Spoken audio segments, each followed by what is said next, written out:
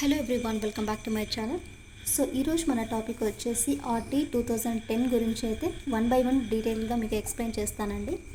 So 2010 ఏంటి, 2009 ఏంటి అంటే సేమ్ ఒకటే. బట్ మనకు ఆర్టీ యాక్ట్ అనేది 2010 ఏప్రిల్ 1న అయితే అమల్లోకి వచ్చింది. సో ఆ ఇయర్ ప్రకారం అయితే మనకు ఉంటుంది. కానీ ఈరోజు మన విద్యా హక్కు చట్టం 2009 ప్రకారము బోధన అభ్యసనాన్ని అవగాహన చేసుకోవడం. సో వన్ బై వన్ డీటెయిల్గా నేర్చుకుందాం. అండ్ ఈ వీడియో వచ్చేసి 2 వీడియోస్ కింద అయితే డివైడ్ చేస్తానండి. సో కొద్దిగా ఎక్కువ అయితే ఉంది, లెంగ్తీగా ఉంది. ఏదైనా ఒక టాపిక్ నేర్చుకునేటప్పుడు సగం సగం ఎందుకు, సో పూర్తిగా నేర్చుకుంటే బాగుంటుంది కదా. అందుకని 2 వీడియోస్ కింద అయితే డివైడ్ చేస్తాను. మ్యాక్సిమం ప్రతి వీడియో కూడా 15 మినిట్స్ బిలో కంప్లీట్ చేయడానికి అయితే ట్రై చేస్తానండి. సో ల్యాక్ లేకుండా క్లాస్ అనేది స్టార్ట్ చేయబోయే ముందు ఫస్ట్ ఆఫ్ ఆల్ లైక్ చేయండి. లైక్ చేసి మరికొంతమందికి మనం చేసే క్లాస్ అనేది రీచ్ అవుతుంది. సో లైక్ చేసి షేర్ చేసి మీకు నచ్చినట్లుగా అయితే సబ్స్క్రైబ్ చేయడం మాత్రం మర్చిపోకండి. సో నైట్ టైం కదా, కొంచెం తక్కువగా అంటే వాయిస్ అనేది కొంచెం తక్కువగా ఉంటుంది. సో చూడండి, ఇక్కడ విద్యా హక్కు చట్టం 2009 ప్రకారము చూసుకుంటే ఇందులో మళ్ళీ మనకు సెక్షన్స్ ఎన్ని ఉన్నాయి, అధ్యాయాలు ఎన్ని ఉన్నాయి అనేది ఉన్నాయండి. సో మొత్తము మనకు 38 సెక్షన్స్ అయితే ఉన్నాయి. సో వీడియోని స్కిప్ చేయకోకుండా ఎండింగ్ వరకు అయితే చూడడానికైతే ట్రై చేయండి.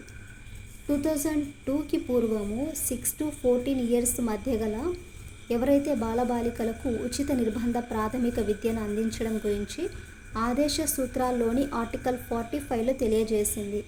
సో చూడండి, ఇక్కడ 2002కి ముందు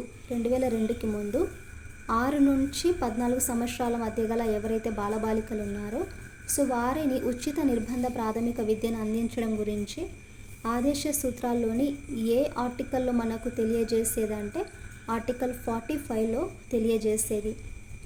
నెక్స్ట్ 2002లోనే 86వ రాజ్యాంగ సవరణ ద్వారా 21A ఆర్టికల్ చేర్చి 45వ ఆర్టికల్లో ఉన్న 6 నుంచి 14 సంవత్సరాల మధ్య బాలబాలికలకు ఉచిత నిర్బంధ విద్యా హక్కును ఒక ప్రాథమికంగా హక్కుగా కల్పించారు.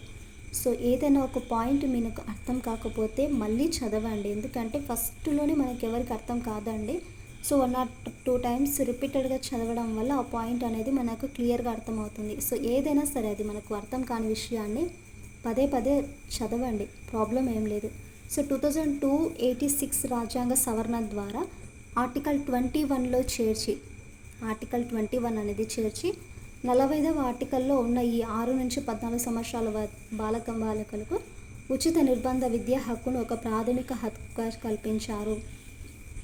86వ సవరణ ద్వారానే 51Aలోని ప్రాథమిక విధులను 6 నుంచి 14 సంవత్సరాల బాలబాలికలను సమీప పాఠశాలలో చేర్చడం తల్లిదండ్రుల బాధ్యతగా పేర్కొని ప్రాథమిక విధిని అయితే చేర్చారండి.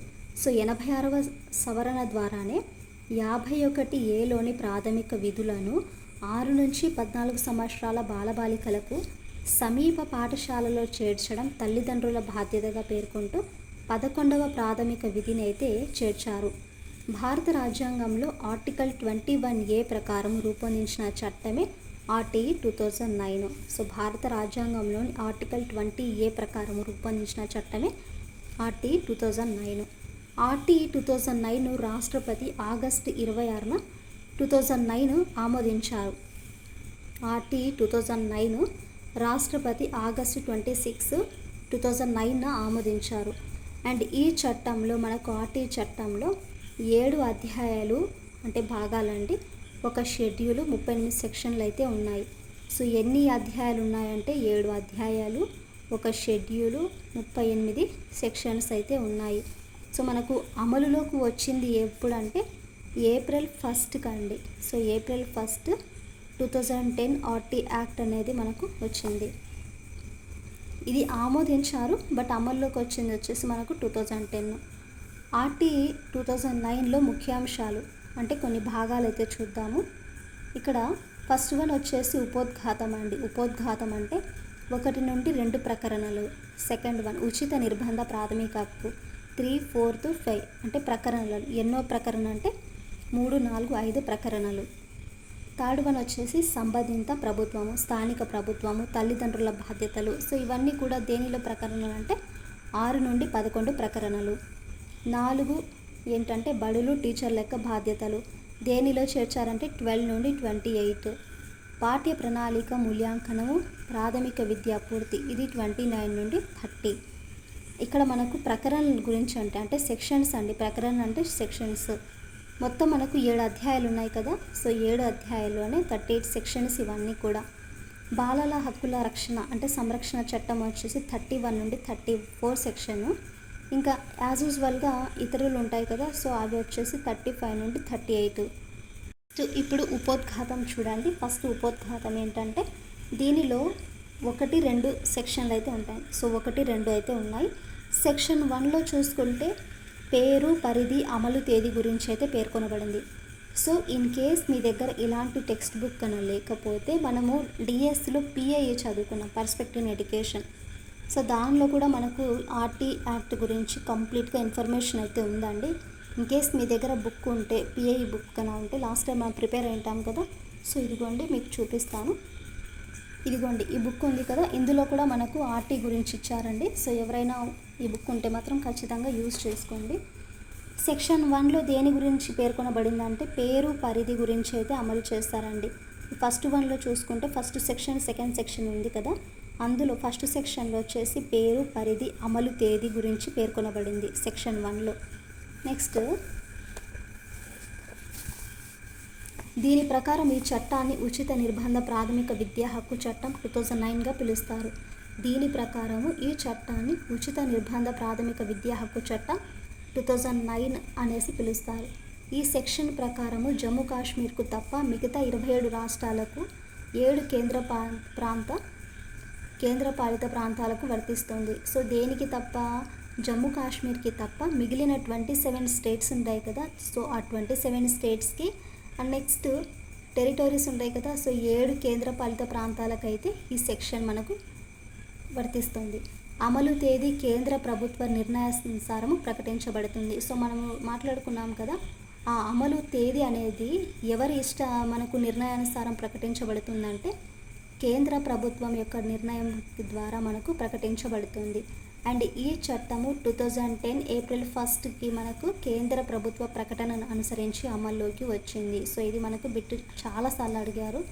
సో ఆర్టీ చట్టం అనేది ఎప్పుడు మనకు అమల్లోకి వచ్చిందండి? 2010 ఏప్రిల్ 1కి అయితే మనకు కేంద్ర ప్రభుత్వం అనేది ఒక ప్రకటనను అనుసరించి అమలులోకి వచ్చింది. నెక్స్ట్ మనకు సెక్షన్ 2 గురించి మాట్లాడదాము. సెక్షన్ 2 చూడండి. ఈ చట్టంలో వాడిన వివిధ పదాలకు నిర్వచనాలు ఇచ్చారు. సో సెక్షన్ 2లో చూసుకుంటే వివిధ పదాలకు నిర్వచనాలు అనేది ఇచ్చారు. సంబంధిత ప్రభుత్వం అనగా కేంద్ర, రాష్ట్ర ప్రభుత్వాలు, శాసనసభలు కలిగిన కేంద్ర ప్రాంతము ఢిల్లీ, పాండిచ్చేరి. సంబంధిత ప్రభుత్వం అంటే ఏంటి? ఇక్కడ కేంద్ర, రాష్ట్ర ప్రభుత్వాలు అండ్ శాసనసభలు కలిగిన కేంద్రపాలిత ప్రాంతము లైక్ ఢిల్లీ, పాండిచ్చేరి. శాసనసభలు లేని కేంద్రపాలిత ప్రాంతాల విషయంలో కేంద్ర ప్రభుత్వమే బాధ్యత తీసుకుంటుంది. సో ఇంత మనకు డెప్త్గా అడుగుతారా అనుకుంటే బై మిస్టేక్ అడగచ్చండి. అందుకనేసి డీటెయిల్గా మీకు ఆర్టీ గురించి కంప్లీట్గా పార్ట్ 1 కాదు పార్ట్ 2 కూడా చేద్దామనేసి చేస్తున్నాను. కాస్త పేషెన్స్తో 2 వీడియోస్ని చూడడానికైతే ట్రై చేయండి మ్యాక్సిమం. సో శాసనసభ లేని కేంద్రపాలిత ప్రాంతాల విషయంలో కేంద్ర ప్రభుత్వమే బాధ్యత అనేది తీసుకుంటుంది. స్థానిక ప్రభుత్వం అనగా నగరపాలక సంస్థలు, గ్రామీణ పాలక సంస్థలని అర్థము. సో స్థానిక ప్రభుత్వం అంటే ఏంటంటే ఇక్కడ మున్సిపాలిటీస్ ఉంటాయి కదా. సో ఆ మున్సిపాలిటీస్ మనకు పంచాయతీలు ఉంటాయి కదా, గ్రామీణ పాలక సంస్థలని, ఇది మనకు స్థానిక ప్రభుత్వము. మరి బాలలని ఎవరిని అంటారు? 6 నుంచి 14 సంవత్సరాల మధ్య వారు బాలబాలికలు అనేసి అర్థము. బాలలు అనగా 6 నుండి 14 సంవత్సరాల మధ్య బాలబాలికలు.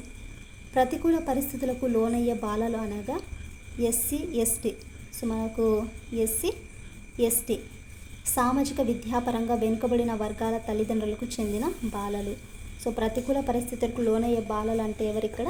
ఎస్సీ, ఎస్టీ సామాజిక విద్యాపరంగా ఎవరైతే బ్యాక్వర్డ్స్ పేరెంట్స్ ఉంటారో సో వారికి చెందిన బాలలు.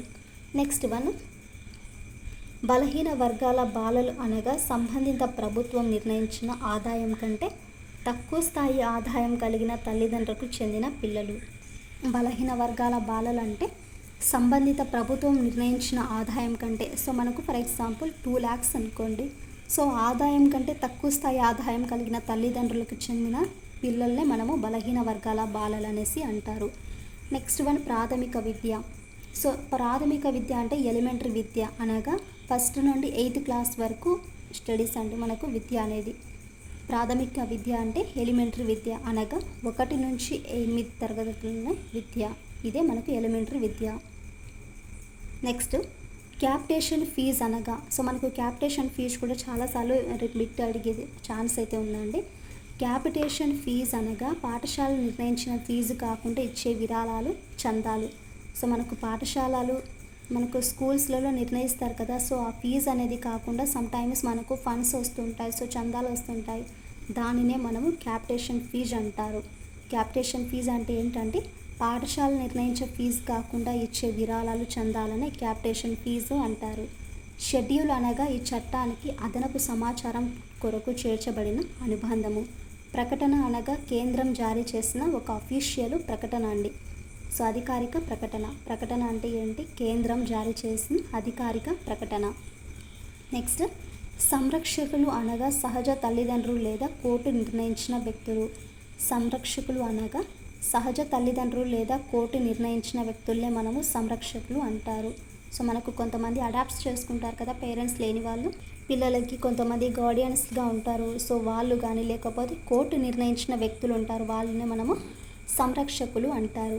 నెక్స్ట్ బాలల హక్కుల సంరక్షణ జాతీయ కమిషన్, బాలల హక్కుల సంరక్షణ రాష్ట్ర కమిషన్ అనగా బాలల హక్కుల సంరక్షణ కమిషన్ చట్టము 2005లో సెక్షన్ 3 ప్రకారం ఏర్పడిన కమిషన్లు ఇవన్నీ కూడా. ఏ కమిషన్స్ అండి? బాలల హక్కుల సంరక్షణ జాతీయ కమిషన్ అనేది ఒకటి. నెక్స్ట్ వన్ వచ్చేసి బాలల హక్కుల సంరక్షణ రాష్ట్ర కమిషన్ అనగా అంటే ఈ రెండు అనగా బాలల హక్కుల సంరక్షణ కమిషన్ చట్టము 2005లోని సెక్షన్ 3 ప్రకారం ఏర్పడిన కమిషన్లు ఇవి ఏవి? ఈ రెండు కూడా. నెక్స్ట్ బడి అనగా ప్రాథమిక విద్యను అందించే సంస్థ. బడి అంటే ఏంటండి? ఇక్కడ ప్రాథమిక విద్యను అందించే సంస్థనే మనము బడి అంటారు. సో బడిలో మనల్ని నెక్స్ట్ బడులను ఈ చట్టము ఎన్ని రకాలుగా వర్గీకరించిందంటే 4 రకాలుగా వర్గీకరించింది. స్కూల్స్ ఈ చట్టం 4 రకాలుగా వర్గీకరించింది. ఆర్టీ అనేది 4 రకాలుగా వర్గీకరించింది. అందులో ఏంటి? ఫస్ట్ వన్ అంటే సంబంధిత ప్రభుత్వ లేదా స్థానిక ప్రభుత్వ అంటే గవర్నమెంట్ పరిధిలో ఉండే కొన్ని బడులు. నెక్స్ట్ ఎయిడెడ్గా ఉండే schools, next unaided private schools ఉంటాయి కదా, సో అవి. నెక్స్ట్ 4th వన్ వచ్చేసి ప్రత్యేక బడులు అంటే సైనిక్ స్కూల్స్. ఆర్టీ అనేది మొత్తం మనకి ఎన్ని స్కూల్స్గా వర్గీకరించిందంటే 4 రకాలుగా వర్గీకరించింది. మొదటిది వచ్చేసి మనకి ఏదైనా ఒక సంబంధిత గవర్నమెంట్ తరపున ఉంటాయి కదా, లేదా ఒక స్థానిక ప్రభుత్వ ఆధ్వర్యంలో నడిచే బడులు. సెకండ్ వన్ వచ్చేసి ఎయిడెడ్ పాఠశాలలు. అలాగే థర్డ్ వన్ వచ్చేసి అన్ఎయిడెడ్ లేదా ప్రైవేట్ స్కూల్స్. 4th వన్ వచ్చేసి కొన్ని స్పెషల్ స్కూల్స్ ఉంటాయి, వాటినే మనం సైనిక స్కూల్స్ అంటారు. ప్రత్యేక బడులు అనగా కేంద్రీయ పాఠశాలలు, సైనిక పాఠశాలలు, నవోదయ పాఠశాలలు. సో ప్రత్యేక స్కూల్స్ అంటే ఏంటంటే ఇక్కడ కేంద్రీయ, సైనిక, నవోదయ ఇవన్నీ కూడా ఒక ప్రత్యేకంగా ఉండే స్కూల్స్. సో ఇదా అండి ఈరోజు మనము విద్యా హక్కు చట్టము ఎప్పుడు జరిగింది, ఎప్పుడు ఆమోదం చేస్తారు, నెక్స్ట్ ఎన్ని సెక్షన్లు ఉన్నాయి, ఎన్ని సెక్షన్ల గురించి మనం ఇప్పుడు డిస్కస్ చేద్దామనే దాని గురించి అయితే మీరు నేర్చుకుని ఉంటారు. నెక్స్ట్ క్లాస్లో వచ్చేసి ఉచిత నిర్బంధ ప్రాథమిక హక్కు గురించి, అలాగే సంబంధిత ప్రభుత్వము, తల్లిదండ్రుల బాధ్యతలు మ్యాక్సిమం రేపు సెక్షన్ 11 వరకు అయితే నేర్చుకుందాం. సో ఐ హోప్ మీకు వీడియోలో ఉండే ప్రతి ఇన్ఫర్మేషన్ కూడా నచ్చినట్లయితే కింద ఖచ్చితంగా మీ కామెంట్ అయితే చేయండి. అలాగే లైక్ అండ్ షేర్, సబ్స్క్రైబ్ చేయడం మాత్రం మర్చిపోకండి.